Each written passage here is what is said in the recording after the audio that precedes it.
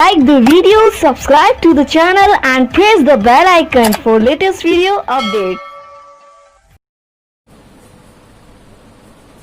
Hello students, आपका स्वागत है। और पिछली क्लास का अपना टॉपिक था कार्बोहाइड्रेट। कार्बोहाइड्रेट अपन पढ़ चुके थे। आज का अपना टॉपिक है प्रोटीन।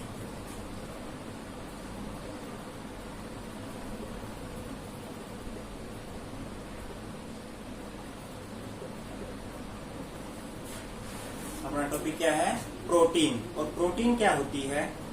प्रोटीन एमिनो अम्लों के उच्च अणुभार वाले जैव बहुलक होते हैं। प्रोटीन क्या होते हैं?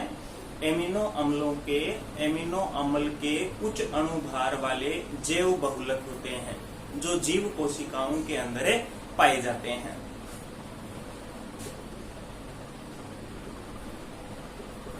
प्रोटीन एमिनो अम्लों के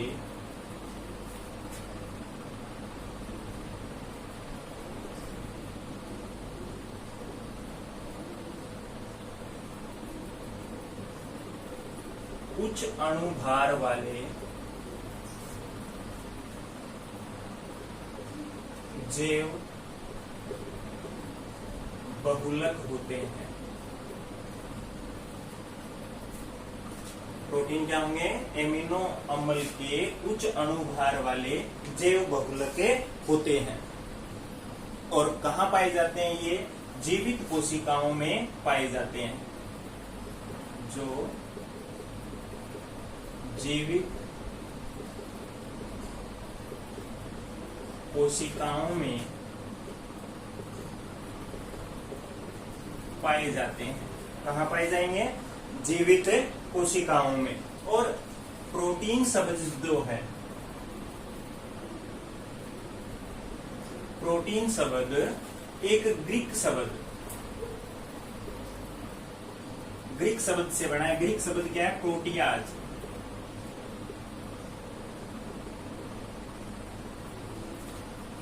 इस शब्द से बना है। और इस प्रोटियाज शब्द का अर्थ क्या होता है? प्राइम इंपॉर्टेंस, यानी प्राथमिक महत्व। ग्रीक शब्द प्रोटियाज से बना है। प्रोटीन शब्द जिसका अर्थ होता है प्राथमिक महत्व, यानी प्रोटीन क्या हो गए? प्रोटीन क्या है? प्राथमिक महत्व वाले जैव बहुलक हैं। प्राथमिक महत्व की क्यों भी इतनी इंपॉर्टेंस क्यों है इनकी? क्योंकि किस कारण? इस कारण क्योंकि जीवित जो कोशिकाएं हैं, जीवों की वृद्धि और उनकी अनुरक्षण के लिए, उनकी मरम्मत के लिए ये अति आवश्यक होते हैं। तो प्रोटीन क्या है? प्रोटीन जीवों की वृद्धि, विकास एवं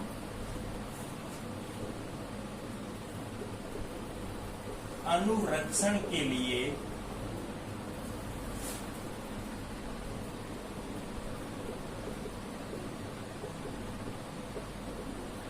अति आवश्यक होती है।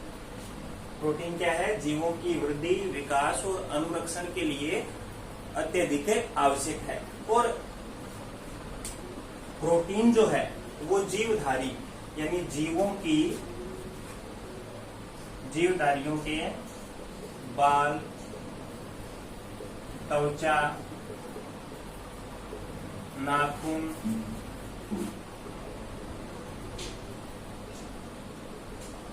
मांसपेशियों,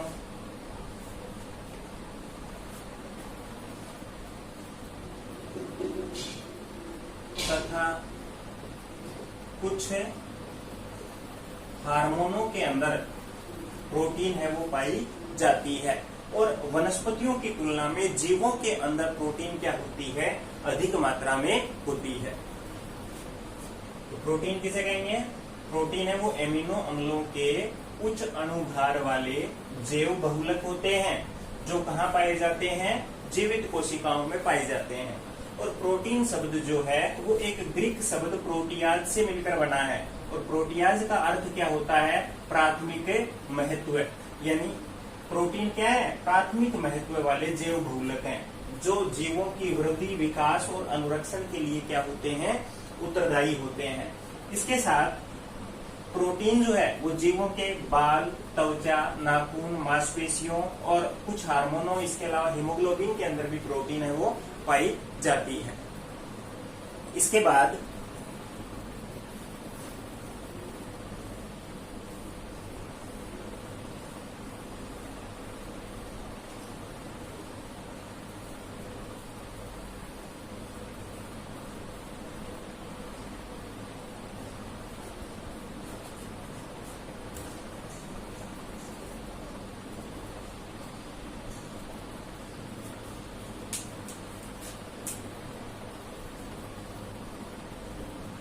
प्रोटीन का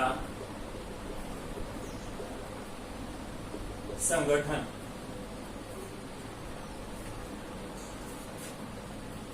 तो देखो प्रोटीन क्या है? उच्च अणुभार वाले नाइट्रोजन युक्त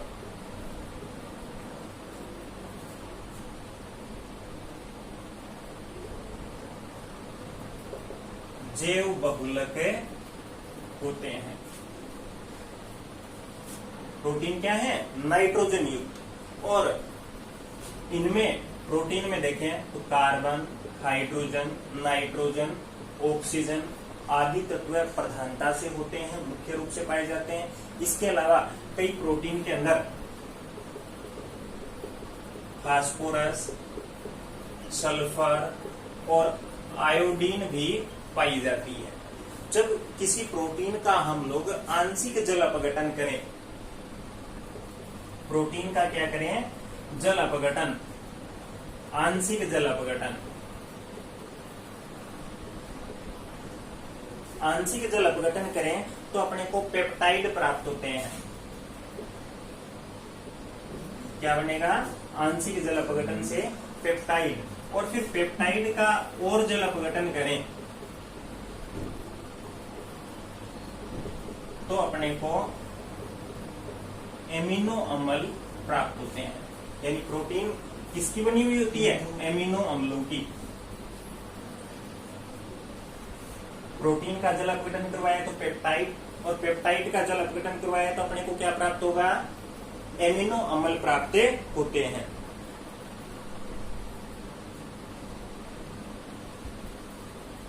तो इसका अर्थ क्या हुआ कि प्रोटीन जो है वो किससे मिलकर बने होते हैं? प्रोटीन एमिनो अम्लों से बनी होती है, जिसका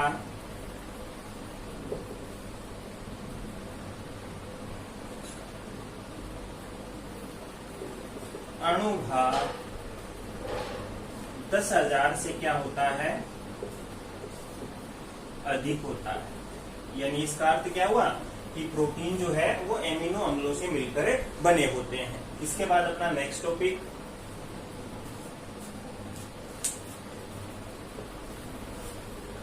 तो ये प्रोटीन का क्या था?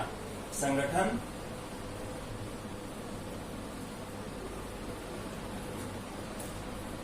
अम्लों से निर्मित होते हैं। तो अपना अगला टॉपिक आ गया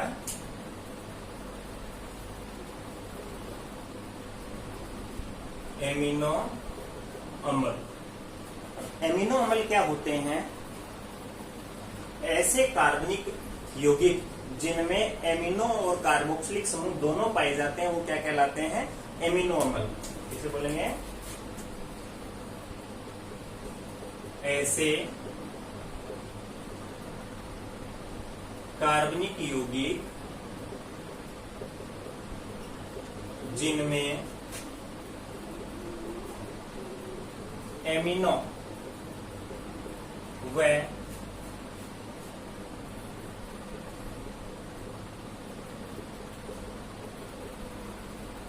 कार्बोक्सिलिक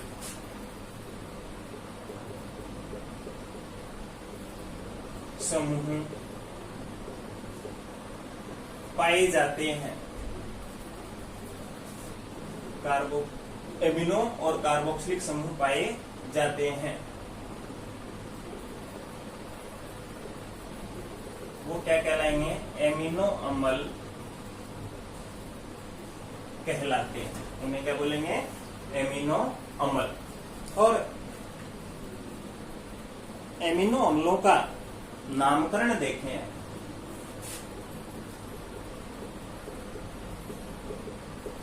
नामकरण जो है वो किया जाता है रूढ़ पद्धति से। कौन सी पद्धति से करते हैं? रूढ़ पद्धति से। जो इनके क्या गुण या प्राप्ति स्रोत के आधार पर होते हैं, जैसे NH2 CH2 COOH, कार्बोक्सिलिक समूह भी आ गया और एमिनो समूह भी आ गया। तो ये क्या है? एमिनो अम्ल। नामकरण देखें इसका, तो क्या है? 2 एमिनो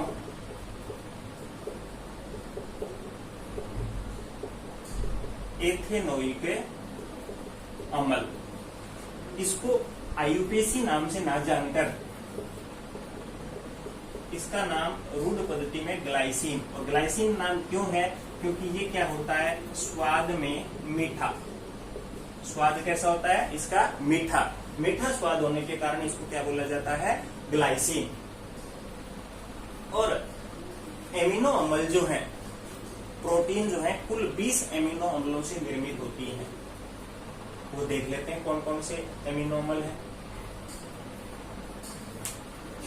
एमिनो अम्ल कौन कौन से हैं वो देखते हैं हम। और एमिनो अम्लों को एक 3 अक्षर वाले संकेत से प्रदर्शित करते हैं, और कई बार 1 अक्षर वाले संकेत से भी प्रदर्शित किया जाता है। कौन कौन से हो गए? 20। ग्लाइसिन, एलेनिन, सीरीन, तो इसको SER से, threonine, valine, leucine, isoleucine, aspartic अम्ल, ग्लूटेमिक अम्ल, glutamine, asparagine, arginine, lysine, cysteine, methionine, phenylalanine, tyrosine, tryptophan, histidine और प्रोलिन। ये 20 एमिनो अम्ल हैं। इनमें से 10 एमिनो अम्ल तो कहलाते हैं आवश्यक एमिनो अम्ल, और 10 एमिनो अम्ल कहलाते हैं अनावश्यक एमिनो अम्ल। तो अनावश्यक एमिनो अम्ल कौन से होते हैं? कि ऐसे एमिनो अम्ल जिनका शरीर में संश्लेषण हो जाता है, हमारे शरीर में बन जाते हैं, वो तो कहलाते हैं अनावश्यक एमिनो अम्ल। और जो एमिनो अम्ल भोजन की सहायता से लिए जाते हैं, भोजन के साथ हम लोग ग्रहण करते हैं, वो कहलाते हैं आवश्यक एमिनो अम्ल। तो इनका वर्गीकरण हम लोग अगली क्लास में पढ़ेंगे।